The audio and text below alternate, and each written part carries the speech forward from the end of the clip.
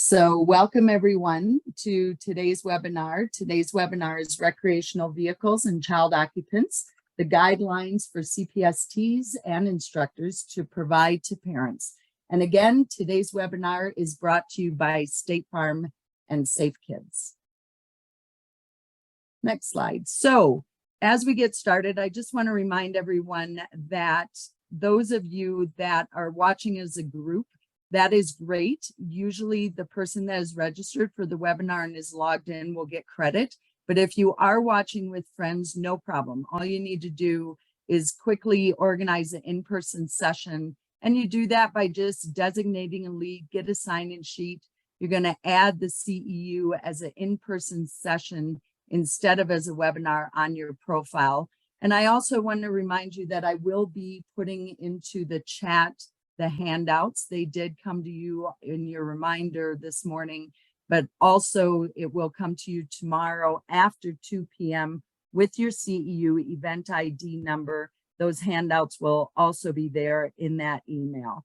So if you don't get that email for your CEU, please let me know. I will confirm your attendance and send you a confirmation email. And then lastly, if you wouldn't mind, please putting your questions into the Q&A box rather than into the chat box so that we don't miss any of your great questions today. So our objectives for today are naming the 3 classes of RVs, describing 2 risk factors among rear-seated RV passengers, explaining the differences between the classes of RVs, identifying 3 types of non-motorized towable RVs, describing the 3 recommended alternatives for parents to consider when traveling in an RV with children. And we have 2 great presenters on with us today. First of all, we have James DeCarli. He is an injury and neuroepidemiologist. He's the owner of Public Health Behavioral Solutions and Pro-Consumer Safety, a research organization based out of USC, and a company that provides evidence-based injury prevention research and program development.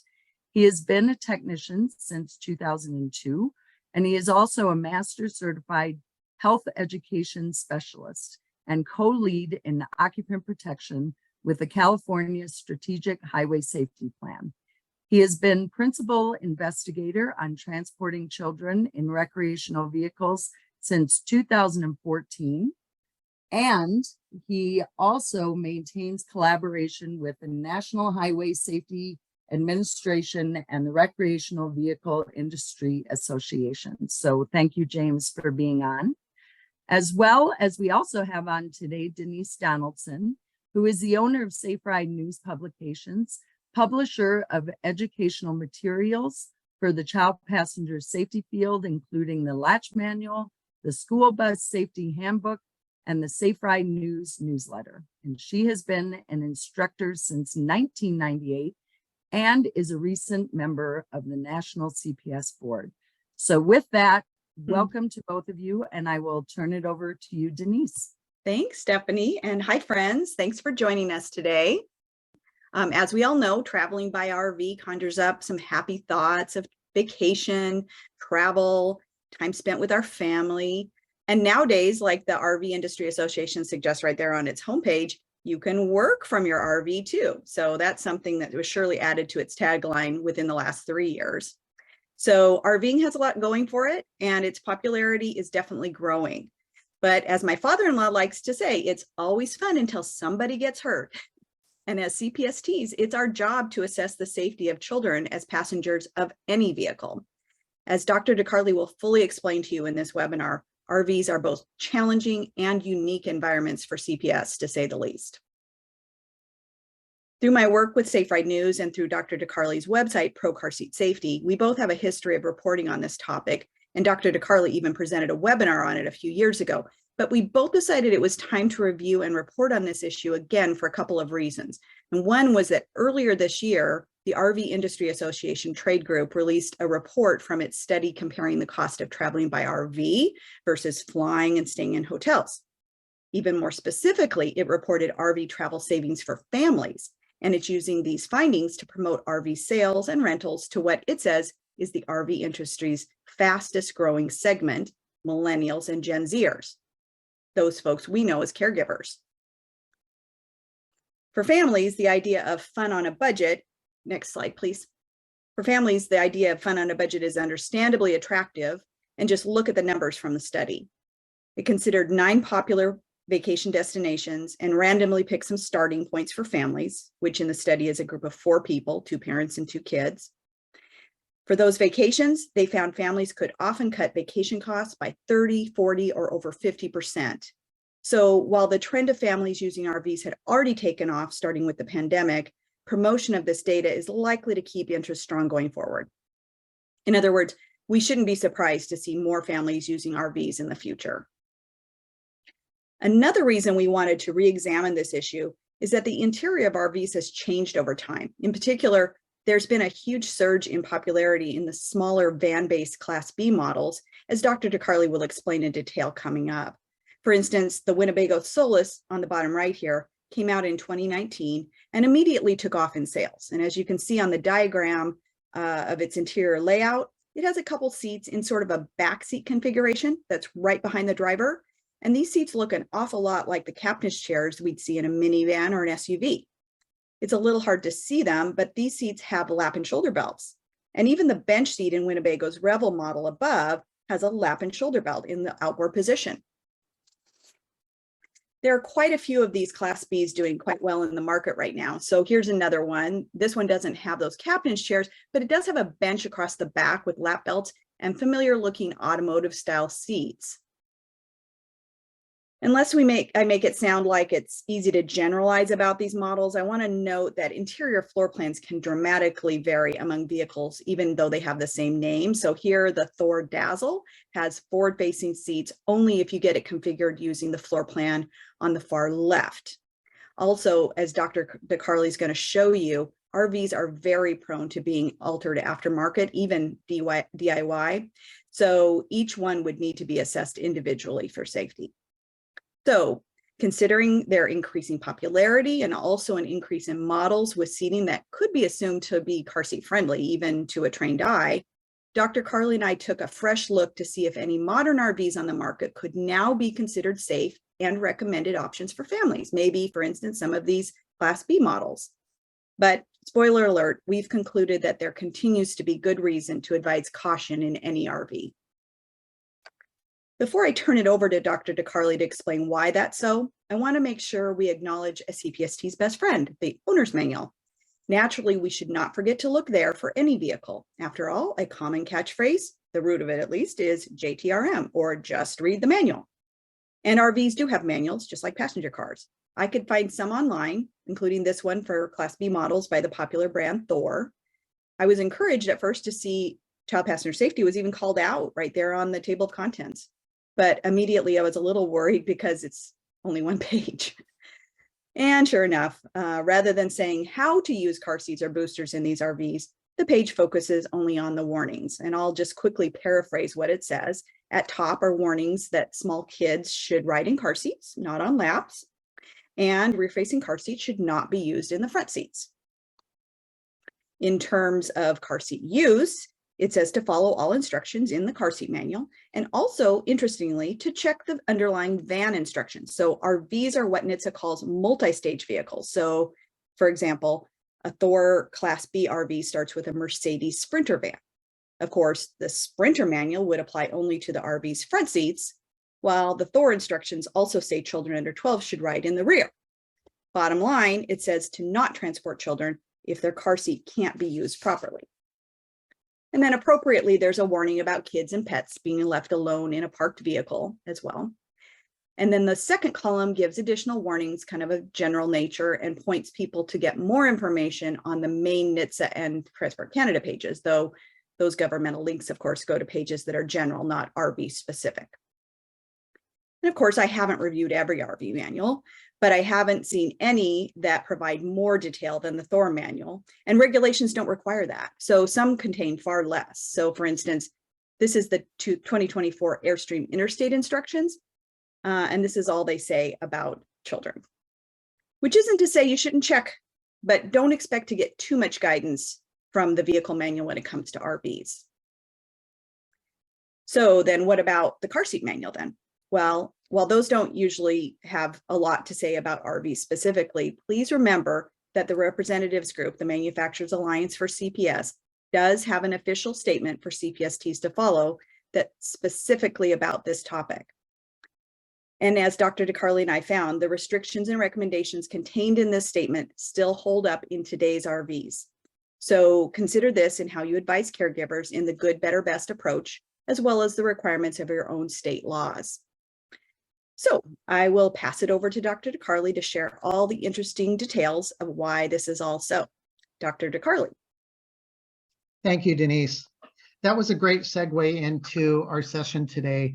Before I start, I would like to give a brief overview of the session. First, I'm going to talk about facts and demographics for RVs, and then move on to the classes and the different types of RVs and their construction. And that will be followed by Federal Motor Vehicle Safety Standards and its updates specifically for RVs. And then I'll move into seatbelt construction in RVs, RV crash testing status, as well as crash estimates and some of the challenges with data collection with RV occupants. And then finally, we'll go into reviewing different types of crashes. So you'll be able to see the types of crashes that are actually out and that have occurred. Then finally, I'll provide some guidelines for parents and provide some educational resources for technicians.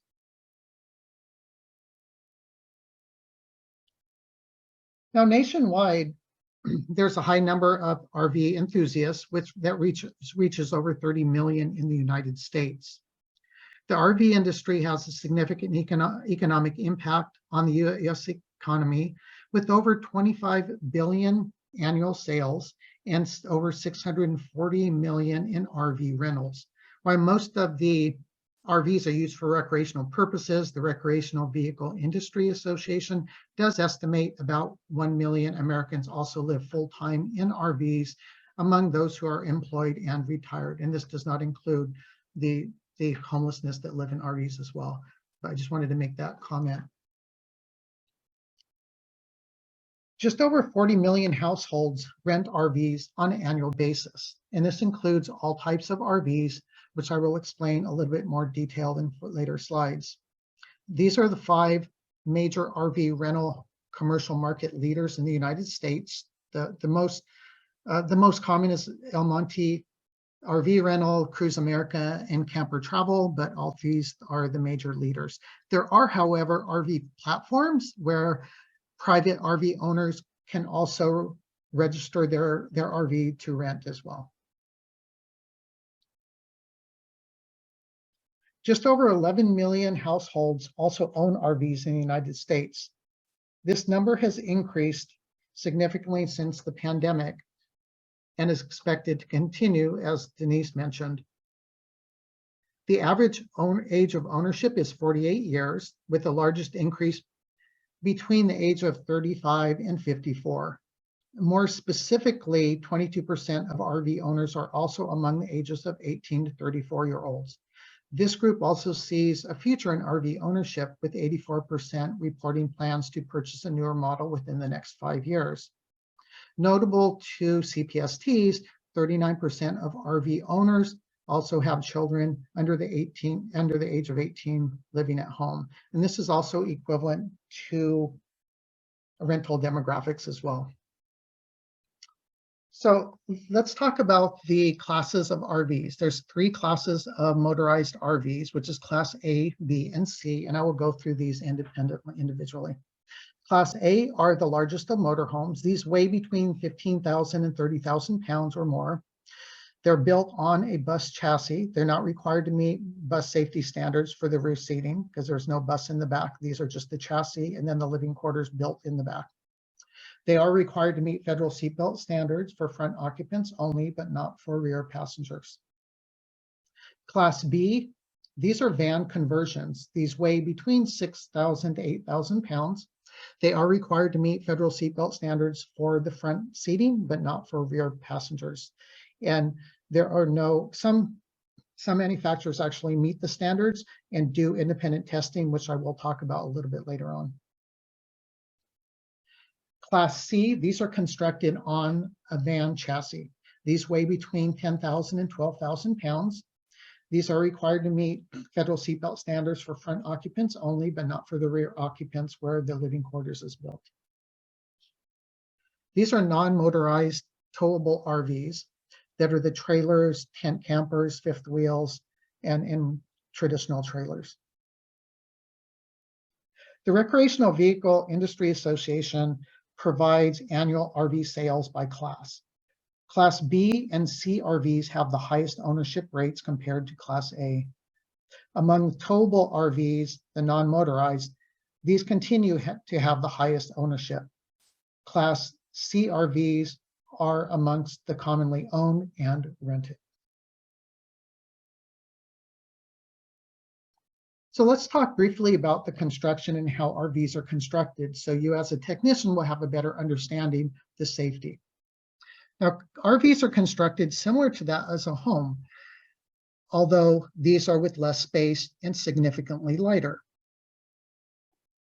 You will notice in a lot of motorhomes, full-size appliances like this Class A with the image on the upper left-hand corner that has a full-size refrigerator, full-size dishwasher, washer and dryer, and other appliances. Some of the smaller ones will have smaller components of these, which carry a lot of weight, and we will talk about later. So RV process starts with the chassis. A company who's going to build an RV purchases the chassis from a company that manufactures these, that are going to be like Ford, Chevy, Freightliner, etc. That chassis is then sent to the manufacturer who's going to build the living quarters. The base is constructed and the storage and subfloors are installed. And then you have the flooring that is also attached above that to the frame. At this point, the cabinets and utilities are then anchored into place. Some of these are mostly mounted on wood. Some are mounted with aluminum frames. These are all attached to the flooring and to the chassis. Exterior walls are then constructed. Again, these are usually out of wood. Some are made out of aluminum. They are then insulated and then covered with aluminum or fiberglass and then attached to the structure. And then finally, the roof is attached to the sidewalls and then completed with the AC and heating generally on the top. So that gives you just a brief overview of what those look like, and we'll talk a little bit more a little bit later, and you'll see some of the outcomes. I just want to do a review of the class weights. This is important as we talk about federal motor vehicle safety standards. Class A, remember, is the heaviest with between 15 and 30,000 pounds or more. Class B is 6,000 to 8,000 pounds, and Class C are between 10,000 to 12,000 pounds.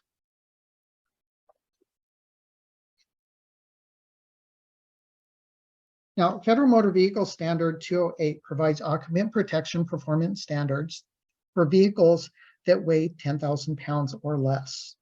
As a result, this excludes Class A and Class C for rear seating due to their exceeded weight of exceeding 10,000 pounds.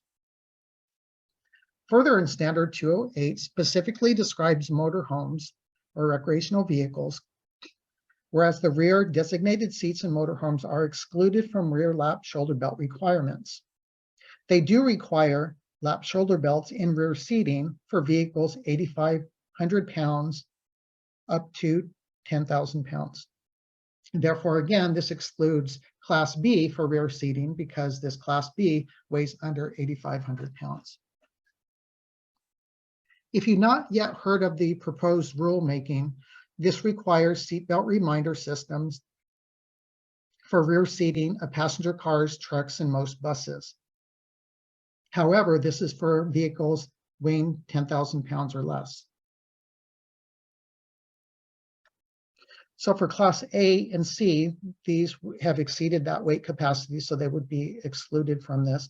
Class B, because Standard 208 already designated motorhomes from the lap shoulder belt requirement, so they are also excluded from this rulemaking, but I did want to bring this up to your attention.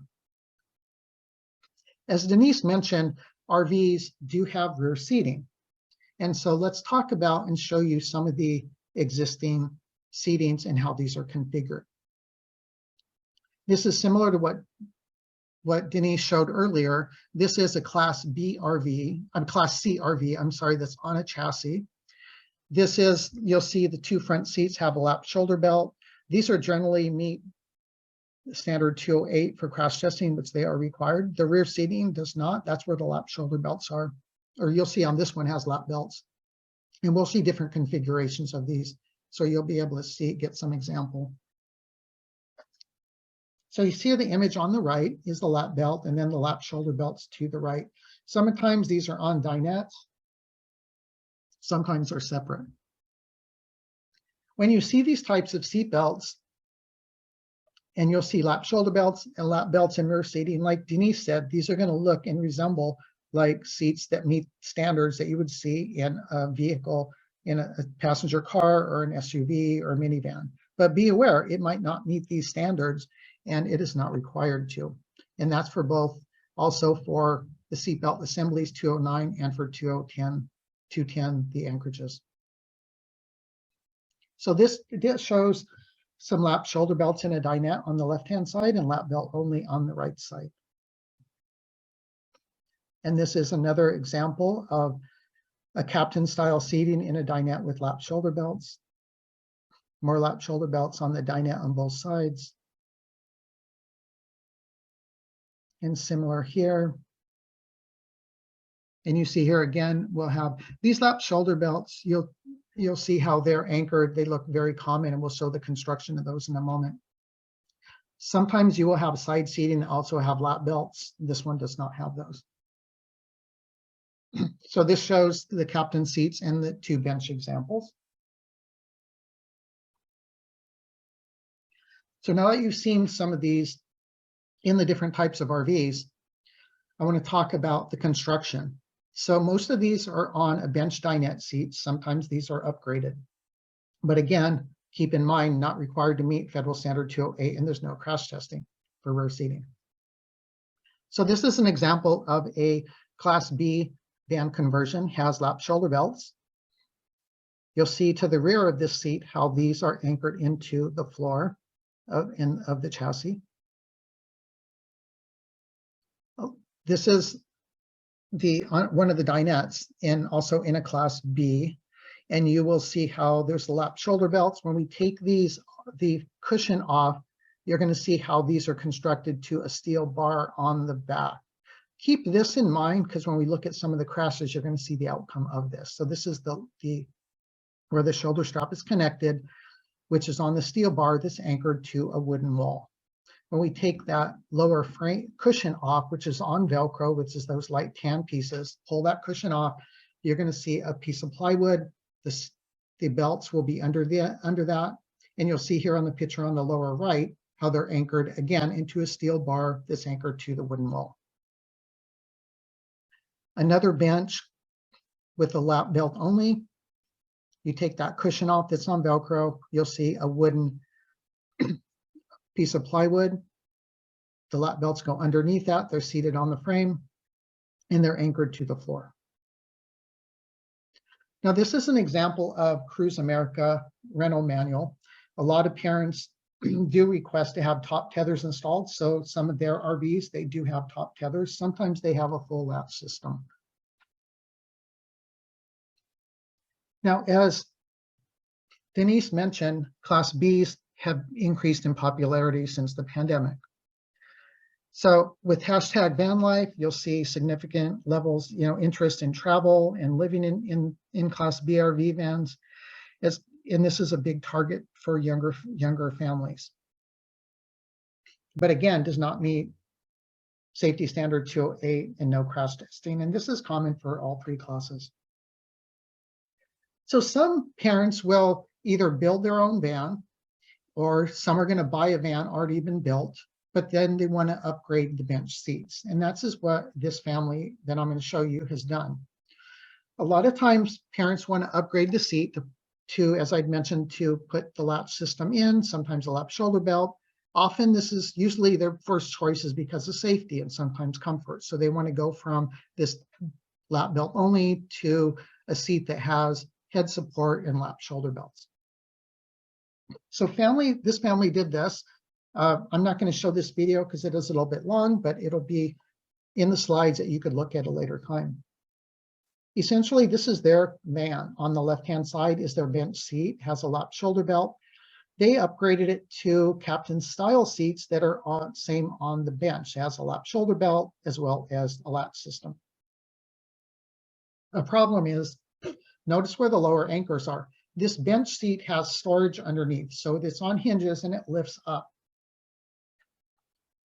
to access the storage. So this is non-compliant, it's dangerous, and also very misleading to parents as far as safety.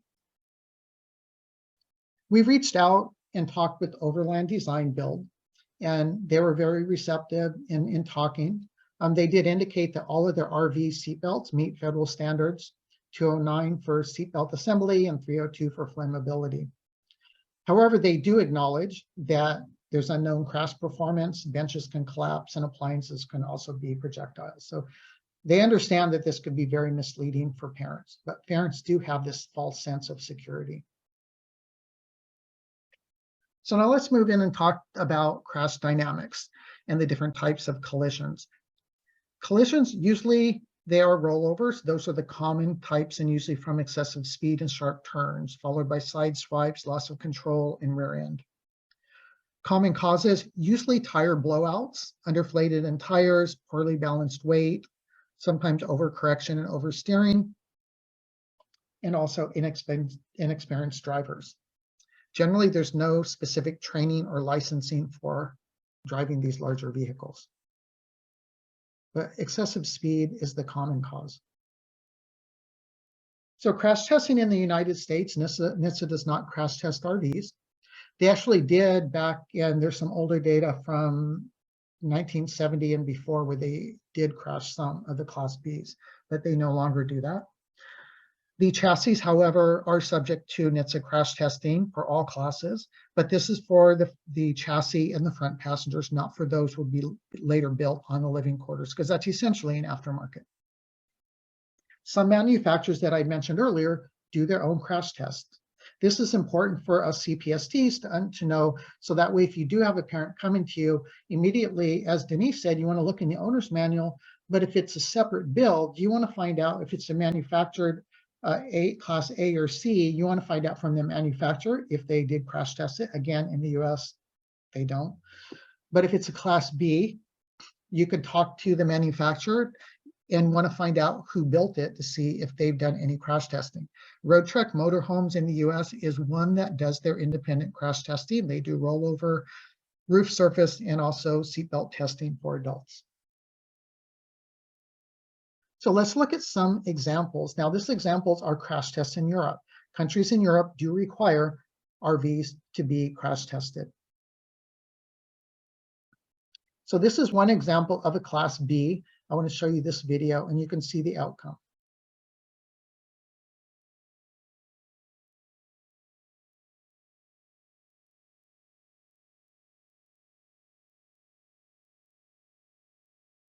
And you want to keep in mind when you're looking at the outcome of this, when you look at the interior, pay attention to the seat structure and remember how we showed you in the construction of those seats, how they're designed, and you'll be able to see the outcome and the result of an impact.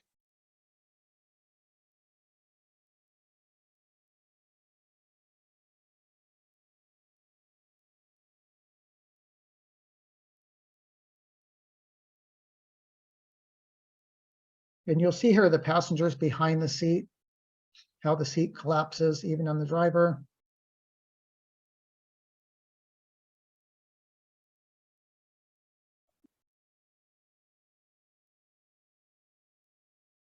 You notice the cabinets and appliances that break away behind the seat.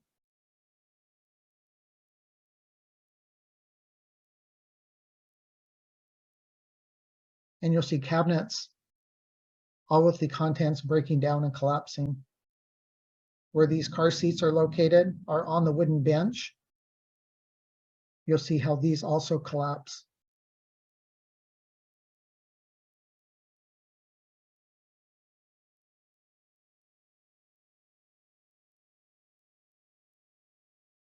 So that gives you an idea of a Class B. Now, Bailey Motorhomes, they also do their own testing, and this is a Class C motorhome that's in the UK. So I have two videos.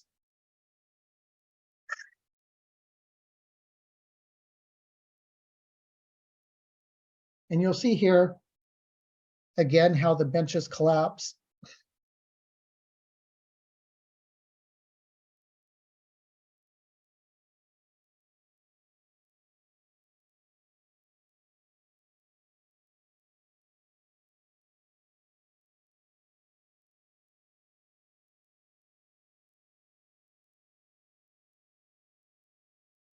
So let me show you their next one. This is just the same crash, but a different angle.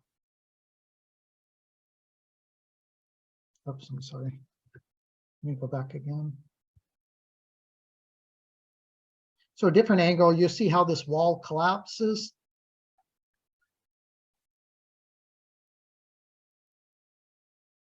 And also the bench engulfs the passengers and collapses as well.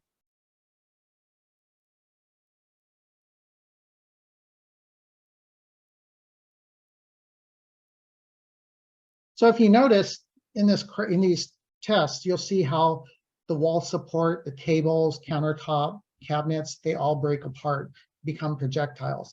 Seat benches also collapse. The head supports pretty much on the back, they're not supporting head and neck because the seats are completely breaking away. You also have appliances that break away. Now, the importance of Bailey crash tests, if you look at what they've learned from this, they also have created modifications in their RVs. So you will see a difference. You will see the head supports aren't quite as effective, but a big improvement. And this just shows the importance of doing crash testing so you could actually understand what could happen in a crash.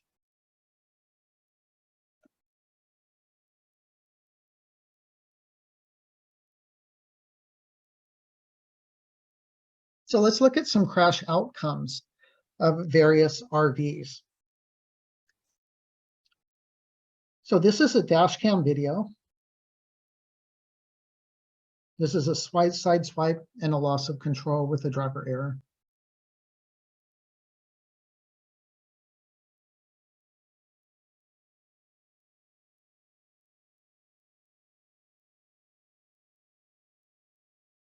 And this is a Class A. And you can see how that Class A, when they lose control and they crash and they just pretty much disintegrate.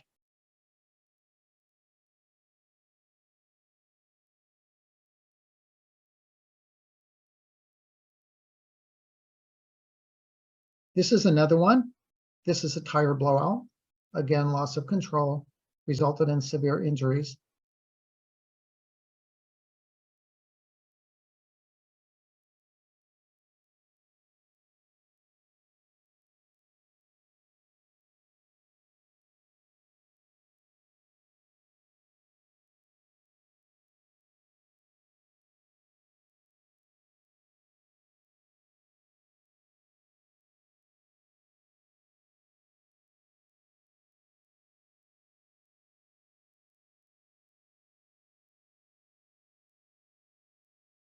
And this is a Class C.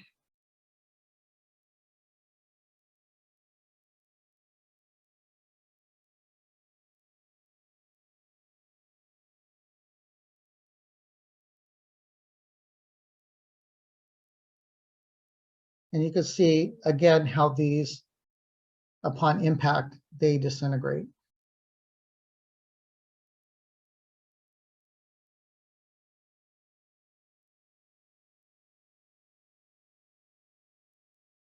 And I do want to show you this one. This is a Class A. And I want to just show you this.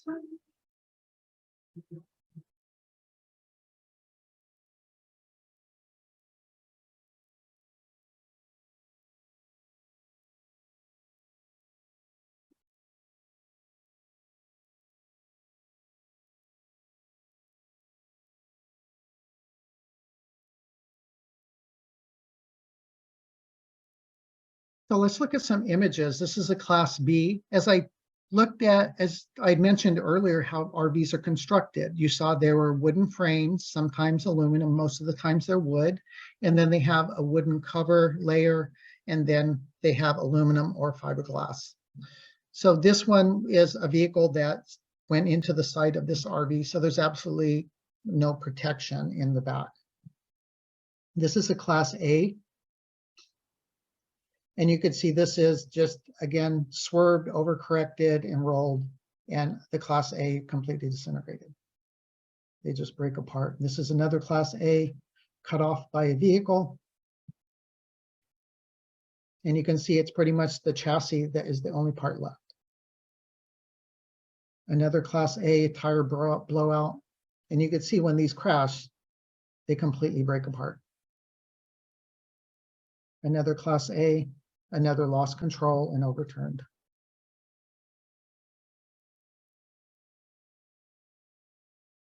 And finally, another Class A as well.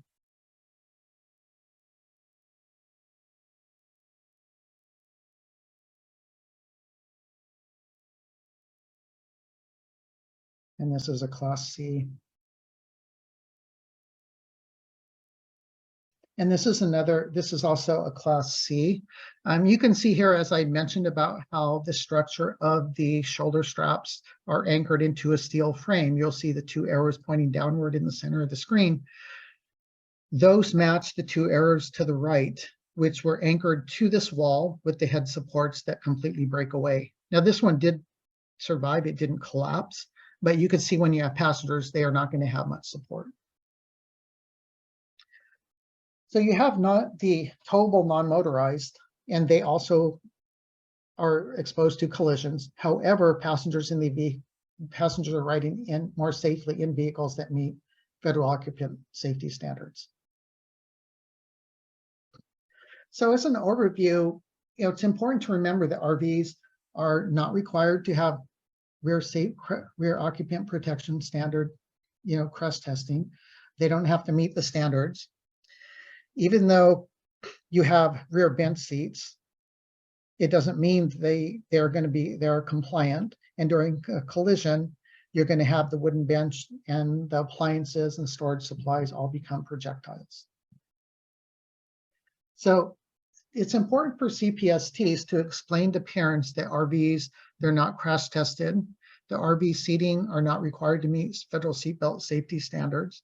If you're choosing either of the classes, to never install a car seat, obviously, or a booster seat in a rearward facing or side facing seat. You can also find state laws on buckling up children in RVs and passengers in RVs. You can go to our website, and there's some resources there as well. Also explain that during a crash, even when belted, that your seat belts and benches are going to collapse. Kitchen appliances, cabinets also can become projectiles. Other safety tips: never leaving a child alone in an RV.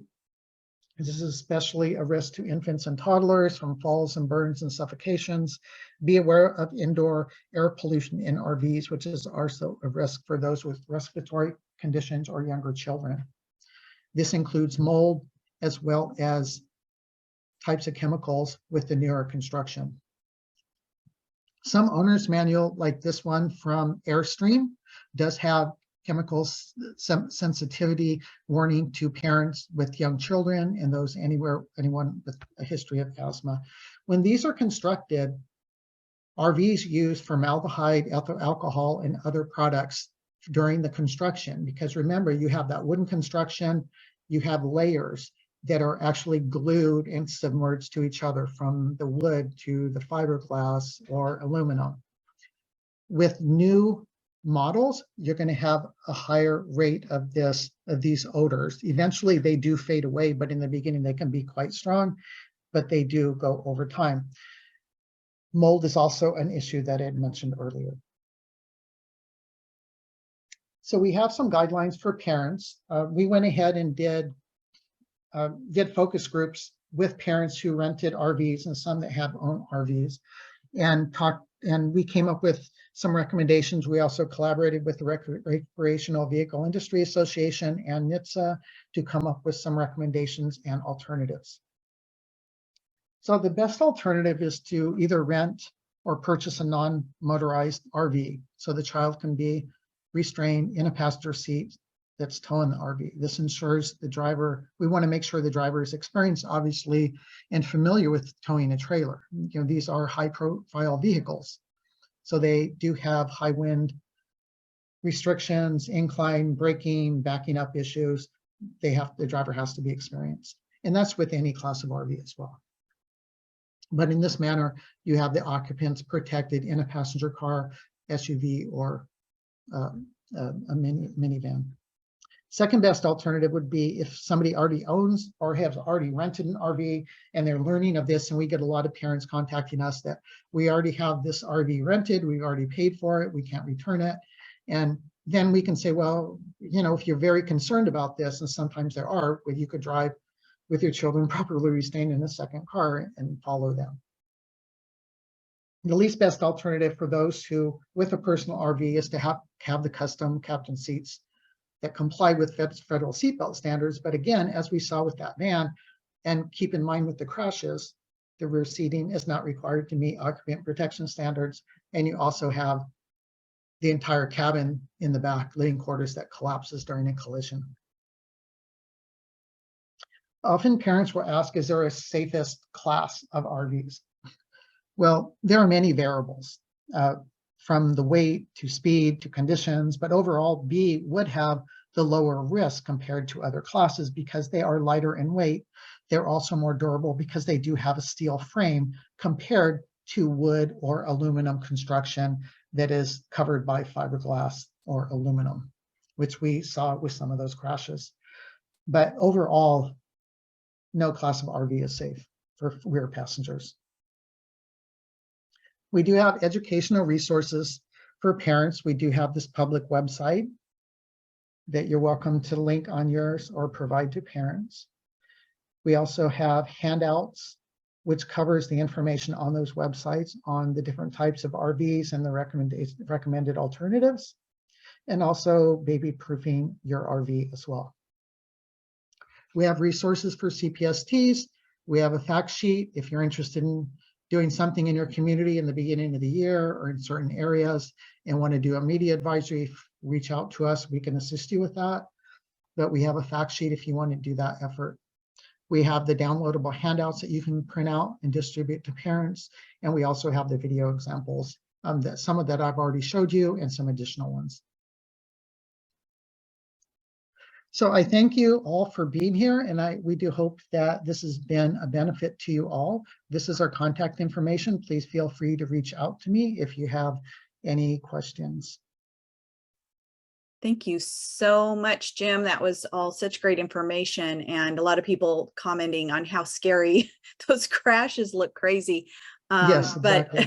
But it's also scary to me to imagine that families could rightly, it's understandable that in some of these situations, they could actually install a car seat, think their child is actually safe. And yet if the seatbelt that looks good and is actually making a tight installation is affixed to a wooden wall or a box, then that is actually a false sense of security. So it's great to kind of see that underlying part of it. And, you know, even if you were to get a situation where the car seat's installed properly, as Kristen is asking, are there requirements for how those cabinets and appliances, and not to mention the drawer with the glasses flying out, are there requirements for those mounting strengths similar to what we might see in building codes?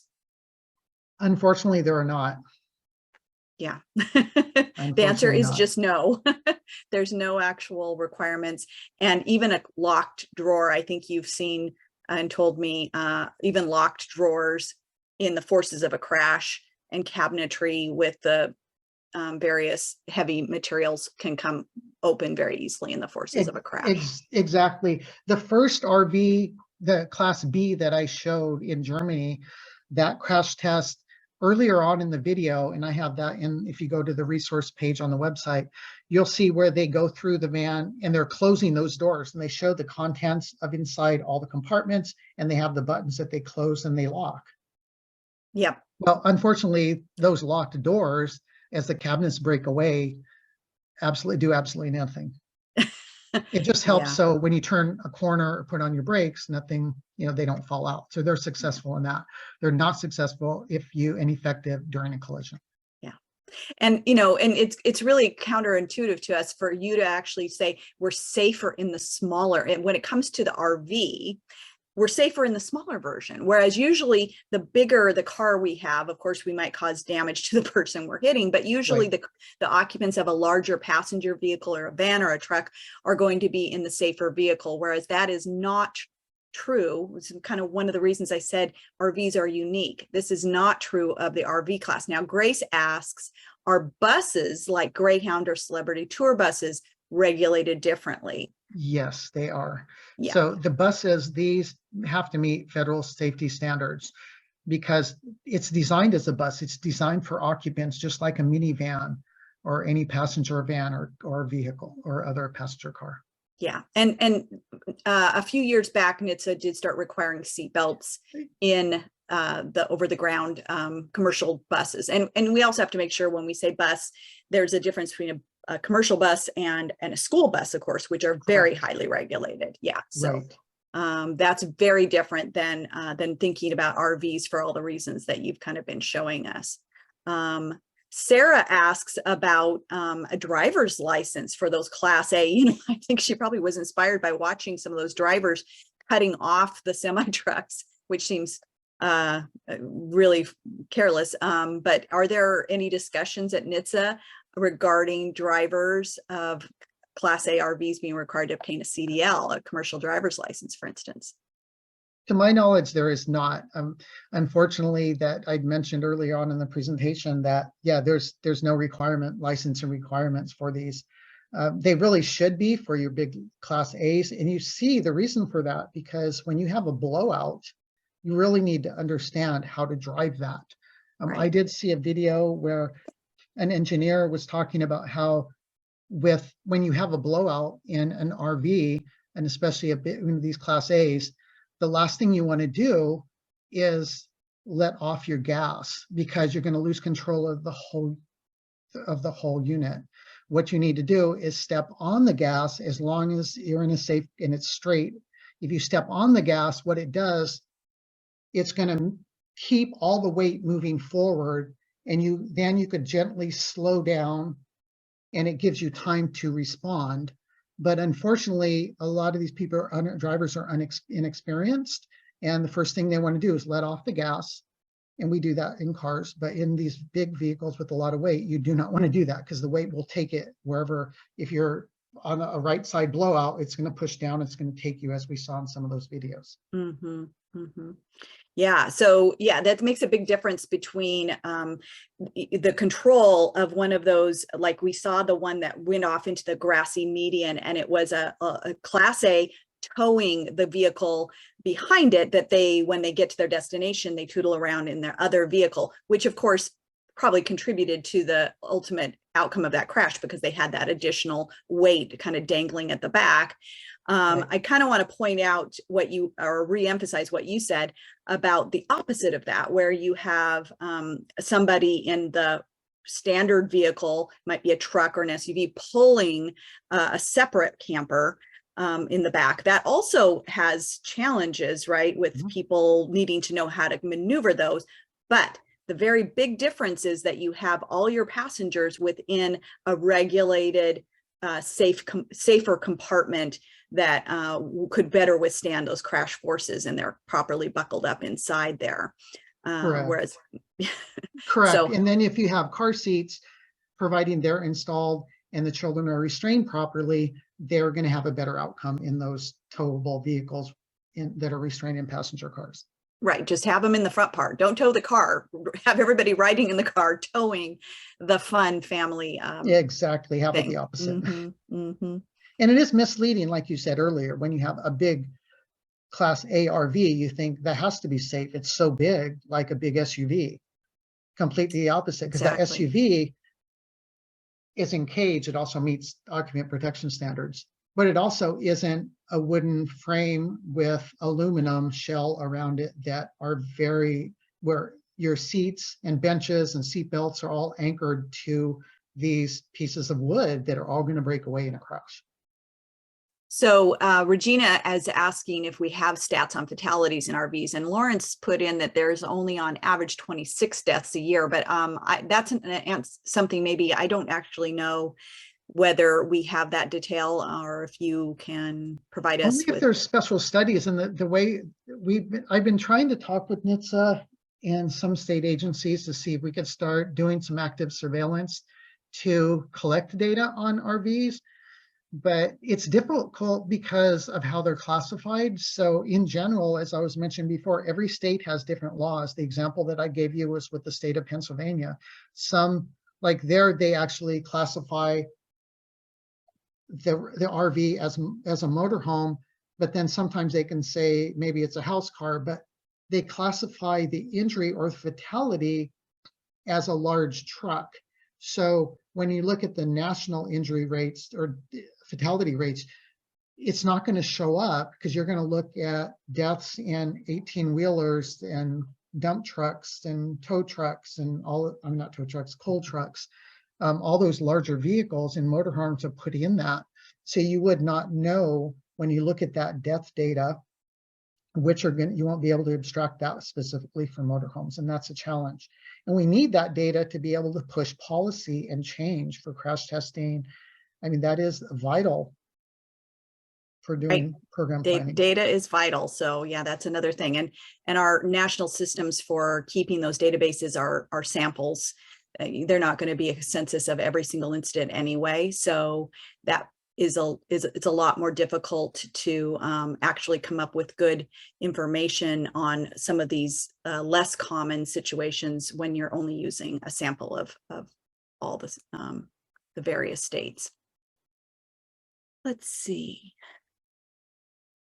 So there's the one from Mariah.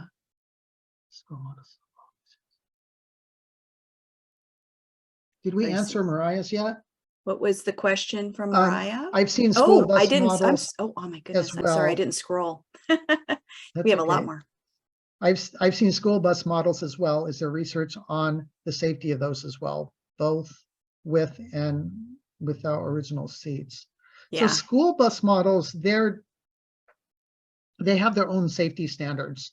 Now, the research that I do, I'm not as familiar with the school buses because that is a completely separate set, but they are regulated. They're highly regulated. Right. So the school bus would have a bunch of regulations that would be true of the exterior, for instance, for, roof strength, as well as the side impact strength and things like that. But many of the regulations that they would be meeting would be moot once you remove all of the interior as well. So, but, it was certainly better to have that stronger structure around the outside. Right. Sarah also asked if we're aware of any states that require towing capacity of vehicles used to tow RV trailers. She's seeing too many people that are trying to tow with a small vehicle. Right. Now, certain vehicle manufacturers will have a towing capacity on that. So I'm not sure if those are actually, how those are regulated though. That's interesting. We should probably look in that with RVs. I'm not sure if what states actually check that. If they do that at waste, they might be doing that at the waste stations that we would see on interstates. Okay. Interesting. Jean Marie is a long time RVer, and she's noting that she owns a Nexus Triumph Super C, which sounds like it's got a lot of, strength in its construction, international truck cab, chassis, steel construction, framed walls, weighs a lot, over 20,000 pounds. She says still no good place in the rear for passengers, which is, you have to look at the system is a whole overall is the entire system. So you can have all the best bells and whistles, but if you're attaching the belt system to a wooden box, for instance, or, you know, if you've got loose objects around or objects that can become loose, that's Right. always going to be a problem. And Exactly. Trisha's mentioning about big RV shows. Does anyone set up a table to inform parents of this info? It'd be good to collect some data as well. I'm not sure if you're saying we should bring that data to the RV show, which isn't a bad idea, have a safety booth there, but I'm definitely eyeing a few of the upcoming RV shows in my area. Right. Like to go check them out. Yeah, I have gone to some of those mainly just to learn about the, how they're selling these and how they're marketing to parents and families, and listening to some of the sales reps talk about, oh, how you could install car seats and transport children and it can sleep 6 or 8. And that's what I've gone to learn about. But to go there and set up a booth, we have not done that yet, but I definitely would like to do that. Yeah. I've talked with the Recreational Vehicle Industry Association numerous times. They like the idea of that. When I talk to manufacturers, it's a little bit more, they're a little bit more cautious because they're like, we don't want them to badmouth, but this isn't badmouthing. It's trying to say, look, this is what's safe to parents. So yeah, it's a little bit challenging when we go into a show.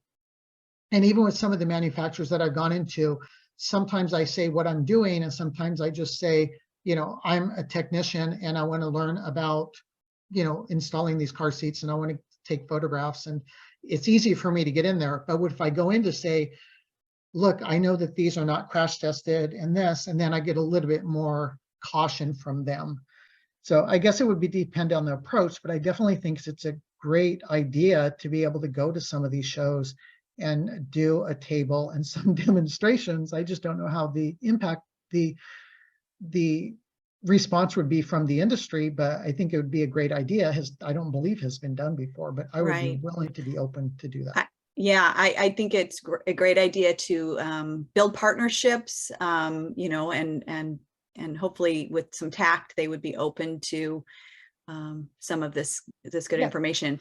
Tomi mentions that it's can be thought of a lot like we think of ambulances, where the kiddos should just be transported in a different vehicle. And I know she's from a state where people, a lot of you on this call are in places where people are going to be over the winter bringing these RVs. So I think of it as a summer thing, but a lot of you in warm places are where they are headed with those RVs. Right.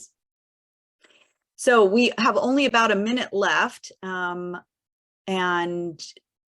I think we have covered most of most, if not all of the questions. I know a couple more comments have come in about towing capacity, which Melissa says is complicated to enforce on the side of the road.